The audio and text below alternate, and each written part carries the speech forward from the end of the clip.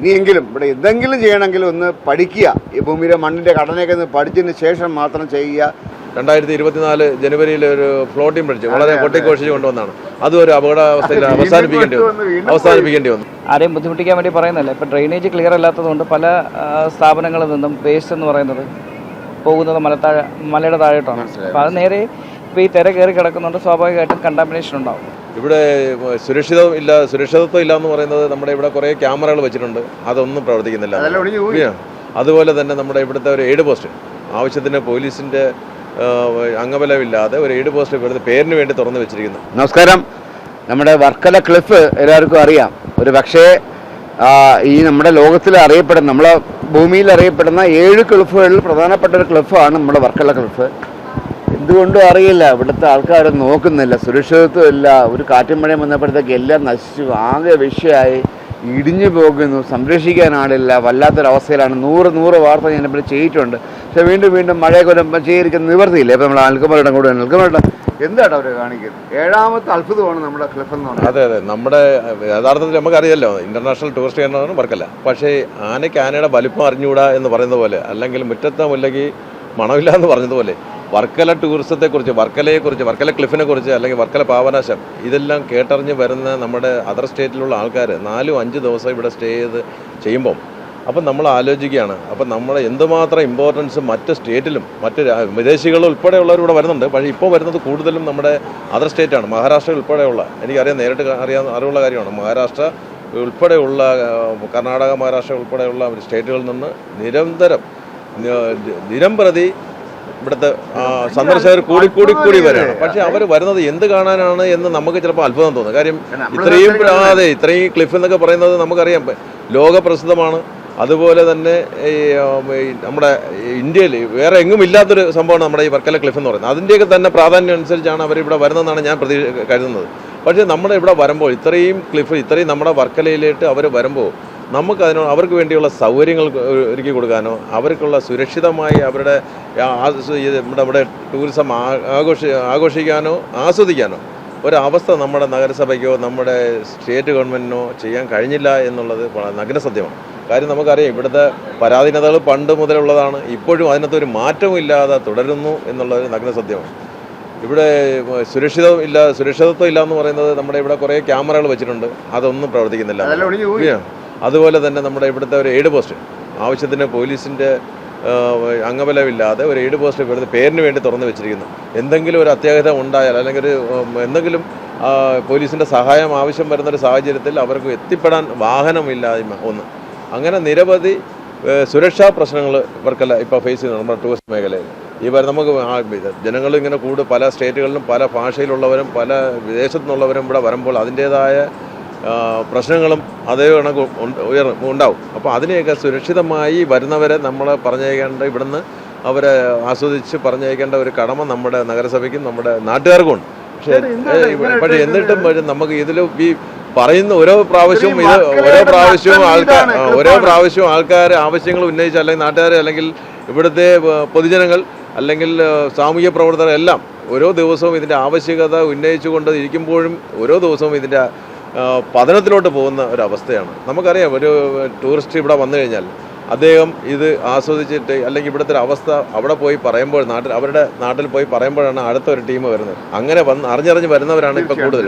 പക്ഷേ ഇവിടുത്തെ ഇങ്ങനെയുള്ള സുരക്ഷിത ഇല്ലായ്മയൊക്കെ നമ്മുടെ ഈ ടൂറിസത്തെ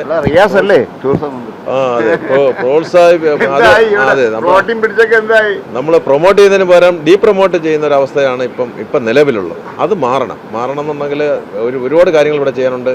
സുരക്ഷിതത്വവും, വരുന്നവരുടെ സുരക്ഷിതത്വം, അവർക്ക് പ്രാഥമിക കാര്യങ്ങൾ നിർവഹിക്കാനുള്ള അവസ്ഥ ഉണ്ടാവണം. ആവശ്യത്തിന് വെട്ടവും വെളിച്ചവും ഉണ്ടാവണം. എല്ലാം ഉദ്ഘാടനം ചെയ്യപ്പെടുന്നുണ്ട്. വർഷാവർഷം സ്റ്റേറ്റ്മെൻറ്റ് ഇറങ്ങുന്നുണ്ട്. ഇപ്പം ചെയ്യും, നാളെ ചെയ്യും, മറ്റന്നാൾ ചെയ്യുന്നു എല്ലാം പറഞ്ഞ് ആവശ്യത്തിന് ചെയ്യുന്നുണ്ട്, ഉദ്ഘാടനം ചെയ്യുന്നുണ്ട്. നമുക്കറിയാമല്ലോ, ഇവിടെ ഒരു 2024 ജനുവരിയിൽ ഒരു ഫ്ലോട്ടിംഗ് ബ്രിഡ്ജ് വളരെ കൊട്ടിഘോഷിച്ച് കൊണ്ടുവന്നാണ്. അതും ഒരു അപകടാവസ്ഥയിൽ അവസാനിപ്പിക്കേണ്ടി വന്നു. അത് കണക്ക് തന്നെ നമ്മുടെ ഇവിടെ നടന്നില്ല. പിന്നെ ഇത് അവർ നിരീക്ഷിക്കാൻ ആളില്ല എന്നുള്ളതാണ്. ഇതിനൊന്നും ഒരു നിരീക്ഷണമില്ല. നമ്മുടെ ഇവിടെ വാട്ടർ സ്പോർട്സ് ഉണ്ട്. അവരുടെ ഇഷ്ടത്തിനാണ് വാട്ടർ സ്പോർട്സ് നടത്തിക്കൊണ്ട് പോകുന്നത്. അവരുടെ ഇഷ്ടത്തിനുള്ള ഫീസ്, അവരുടെ ഇവിടെ എന്താണ് സുരക്ഷിതത്വത്തിന് യഥാർത്ഥത്തിൽ സുരക്ഷിതമല്ലാത്ത രീതിയിൽ അവർ നടത്തുമ്പോഴും അതിനൊന്നും ആരും നിരീക്ഷിക്കാനോ അവരെ കൺട്രോൾ ചെയ്യാനോ ഒന്നും ഒരു അതോറിറ്റി ഇല്ലാത്തൊരു സ്റ്റേജ്. അവർക്ക് അവരുടെ ഇഷ്ടം പോലെ നടത്താം. അതിന് പാരാഗ്ലൈഡിങ് നമുക്കറിയാം, വളരെ ഒരു വലിയൊരു അപകടത്തിൽ നിന്ന് ഇവിടുത്തെ ഹൈമാസ്റ്റ് കഴിഞ്ഞ് 2 പേരുടെ ജീവൻ രക്ഷപ്പെട്ടത് വളരെ ഭാഗ്യം കൊണ്ട് രക്ഷപ്പെട്ടത്. അങ്ങനെ നിരവധി ഇതെല്ലാം നിരവധി അപകട സൂചനകൾ നമ്മൾക്ക് മുന്നിൽ തന്നിട്ടുണ്ടെങ്കിൽ നമ്മൾ ഇവിടെ എപ്പോഴും ഇപ്പം അതിനൊക്കെ അവഗണിച്ചുകൊണ്ടാണ് നമ്മളിപ്പോഴും പോകുന്നത്. നമ്മളെ ഈ കഴിഞ്ഞ വർഷം കുന്നിടിഞ്ഞു, എല്ലാ വർഷവും കുന്നിടിയാറുണ്ട്, ഈ വർഷം കുന്നിടിയെന്നുള്ളൊരു പ്രതീക്ഷയിൽ മഴ തുടങ്ങിയപ്പോൾ തന്നെ നമ്മുടെ ദുരന്ത നിവാരണ അതോറിറ്റി 20 മീറ്ററോളം ക്ലിഫിൽ നിന്ന് 20 മീറ്ററോളം ഉള്ളിലോട്ട് വടം കെട്ടി വാഹനം നിരോധിച്ചു. അതുപോലെ തന്നെ ഇവിടെ വിസിറ്റേഴ്സിനെ കുറച്ചൊക്കെ കൺട്രോൾ ചെയ്യാനുള്ള തീരുമാനമാണ് അവരെടുത്തിരിക്കുന്നത്. എന്ന് പറഞ്ഞാൽ നമ്മുടെ ടൂറിസ്റ്റ് അവരുടെ സുരക്ഷിതത്വത്തിന് വേണ്ടി നമ്മൾ വേറൊന്നും ചെയ്തില്ലെങ്കിൽ അവർ തടയുകയാണ് ഇപ്പോൾ യഥാർത്ഥത്തിൽ ചെയ്യുന്നത്. അങ്ങോട്ട് വരുന്നത് തടയുകയാണ് അവർ ചെയ്യുന്നത്, അല്ലാതെ നമ്മൾ അവരുടെ സേഫ്റ്റിക്ക് വേണ്ടി മറ്റുള്ള കാര്യങ്ങളൊന്നും ചെയ്തില്ല. ഇപ്പോൾ അവസാനം മഴ വരുമ്പോൾ മാത്രമല്ലല്ലോ ഇത് ചെയ്യേണ്ടത്, ഇതിന് മുമ്പുള്ള സമയങ്ങളുണ്ട്. അപ്പോൾ എന്തൊക്കെ ചെയ്യാന്നുള്ളത് ആലോചിച്ച് നമ്മുടെ ഇവിടുത്തെ ക്ലിഫിൻ്റെ സംരക്ഷണത്തിന് വേണ്ടി നിരവധി പഠനങ്ങളും കാര്യങ്ങളും എല്ലാം നടത്തിയെങ്കിലും എങ്ങും എത്തിയില്ല എന്നുള്ളൊരു അവസ്ഥയുണ്ട്. അങ്ങനെ നമ്മുടെ അതെ അപ്പോൾ അതുകൊണ്ട് നമ്മുടെ ടൂറിസം ഇനിയും താഴോട്ട് പോയി ഉയർന്നു വരികയാണ് വർക്കല ടൂറിസം. പക്ഷേ അതിനെ നമ്മൾ വർക്കല ടൂറിസത്തെ നശിപ്പിക്കുന്ന ഒരു രീതിയിലോട്ട് പോകാതിരിക്കണമെങ്കിൽ ഉണർന്ന് പ്രവർത്തിച്ചേ പോകും. ഏതായാലും ചേട്ടൻ പറഞ്ഞ വളരെ വാസ്തവമാണ്. കാര്യം എന്ന് പറഞ്ഞു കഴിഞ്ഞാൽ വർക്കലയുടെ ഈ ടൂറിസമാണ് വർക്കലയുടെ മുഖച്ഛായ എന്ന് പറഞ്ഞു കഴിഞ്ഞാൽ. ഞങ്ങൾ എത്ര പ്രാവശ്യം വാർത്ത ചെയ്ത് മടുത്തു. കുന്നിടിയുന്ന ഒരുപാട് വിഷയങ്ങൾ, ഇത്രയും ഒരു ലോകത്തിലെ തന്നെ 7ാമത്തെ ക്ലിഫ് അങ്ങനെയൊക്കെ പറഞ്ഞു വരുമ്പോഴത്തേക്ക് ഇപ്പം ഇങ്ങോട്ട് വരുന്ന ടൂറിസ്റ്റ് തടസ്സപ്പെടുത്തുകയാണ്, ഇങ്ങോട്ട് വരണ്ടെന്ന് പറയുന്നത്. ഇങ്ങനെയാണോ ടൂറിസമൊക്കെ? റിയാസൊക്കെ അല്ലേ, റിയാസൊക്കെ കേൾക്കാൻ വേണ്ടി പറയുകയാണ്. ടൂറിസം അല്ലേ നിങ്ങളുടെ മുഖച്ഛായ, നിങ്ങളെ ഈ വർക്കലയുടെ മുഖച്ഛായ, നിങ്ങളെല്ലാവരും അതുകൊണ്ട് ജീവിക്കുന്ന ആൾക്കാരല്ലേ? അപ്പം അത് പൂട്ടി കെട്ടുകയാണ്, ഇങ്ങോട്ട് വരണ്ടെന്ന് പറയുന്ന ആൾക്കാരുടെ അടുത്ത്. ഇങ്ങനെ പോയി എങ്ങനെയാണ്, എന്തൊക്കെയാണ് നമുക്കിവിടെ ചെയ്യേണ്ട കാരണം എന്തൊക്കെയാണ്? ഇപ്പം നിലവിൽ ഫസ്റ്റ് ഡ്രെയിനേജ് സംവിധാനമാണ് ക്ലിയർ ആക്കേണ്ടത്. കാരണം ഡ്രെയിനേജ് ഇപ്പം ക്ലിയർ അല്ലാത്തതുകൊണ്ട്, ഇപ്പം നമ്മൾ ആരെയും ബുദ്ധിമുട്ടിക്കാൻ വേണ്ടി പറയുന്നില്ല, ഇപ്പം ഡ്രെയിനേജ് ക്ലിയർ അല്ലാത്തതുകൊണ്ട് പല സ്ഥാപനങ്ങളിൽ നിന്നും വേസ്റ്റ് എന്ന് പറയുന്നത് പോകുന്നത് മലയുടെ താഴോട്ടാണ്. അപ്പോൾ അത് നേരെ ഇപ്പോൾ ഈ തിര കയറി കിടക്കുന്നുണ്ട്, സ്വാഭാവികമായിട്ടും കണ്ടാമിനേഷൻ ഉണ്ടാവും. അപ്പോൾ അങ്ങനെയൊക്കെ ഉണ്ടാകുന്ന സമയത്ത് ഈ അക്വാട്ടിക് ലൈഫ് അതുപോലെ മറൈൻ ലൈഫ് ഇതിനൊക്കെ സാരമായിട്ടുള്ള ബുദ്ധിമുട്ടുണ്ടാവും. അത് ഫ്യൂച്ചർ നമ്മളിപ്പോൾ ഈ വർക്കല അമ്പലത്തിൻ്റെ ഒരു കുളം ഉണ്ടല്ലോ, കുളത്തുനിന്ന് എക്സിറ്റായി വരുന്ന വെള്ളം നേരെ വന്ന് പോകുന്നത് കടലിലാണ്. അപ്പോൾ ആ വെള്ളത്തിൽ വരെ അത് ശുദ്ധമായ വെള്ളമായിരുന്നു. നമ്മൾ കുളത്തുനിന്ന് വരുന്ന സമയം വരെ ശുദ്ധം, അത് കഴിഞ്ഞ് കഴിഞ്ഞാൽ മൊത്തം ഈ വേസ്റ്റ് വെള്ളങ്ങളാണ്. കാരണം മറ്റേ സാനിറ്ററി വേസ്റ്റ് അങ്ങനെയുള്ള വേസ്റ്റ്, കടകളുടെ വേസ്റ്റ്, ഇതെല്ലാം ആ വെള്ളത്തിൽ കൂടെയാണ് ഒഴുകി കടലിൽ പോണത്. അപ്പോൾ ഇത് നമ്മുടെ കടപ്പുറത്ത് വന്ന് ആ വെള്ളത്തിൽ ഈ ബലിയിടാൻ വരുന്നവരുണ്ട്, അതുപോലെ കുട്ടികളുണ്ട്, അവരൊക്കെ വന്ന് കളിക്കുന്നത് അവിടെയാണ്. അപ്പോൾ അങ്ങനെ ഒരുപാട് അസുഖങ്ങൾ വരാനുള്ള സാധ്യതകൾ കൂടുതലാണ്. ആ വെള്ളം ഒഴുകി കടലിൽ പോയി കഴിഞ്ഞാൽ മറൈൻ ലൈഫിനെ സാരമായിട്ട് ബാധിക്കും. അതുപോലെ തന്നെ ആൽഗെ അങ്ങനെയുള്ള സംവിധാനങ്ങളൊക്കെ കടലിൻ്റെ അടിത്തട്ടിലൊക്കെ ഉണ്ടാകും. അത് ഫ്യൂച്ചർ എന്തായാലും അത് നമ്മളെ ബീച്ചിനെ കണ്ടാമിനേഷനായി, ബീച്ച് സ്പോയിലാവും, ടൂറിസത്തിന് അത് സാരമായിട്ടുള്ള പ്രശ്നങ്ങളുണ്ടാക്കും. ഇത് സംബന്ധിച്ച് പല പരാതികളും കൊടുത്തതിൻ്റെ ഭാഗമായിട്ട് കുറച്ച് സ്ഥാപനങ്ങൾക്ക് അവർ ഫൈൻ കൊടുത്തിട്ടുണ്ടെങ്കിലും അതിന് കൃത്യമായിട്ട് നിർത്താനായിട്ടുള്ളൊരു ഓപ്ഷൻ ഇതുവരെ വന്നിട്ടില്ല.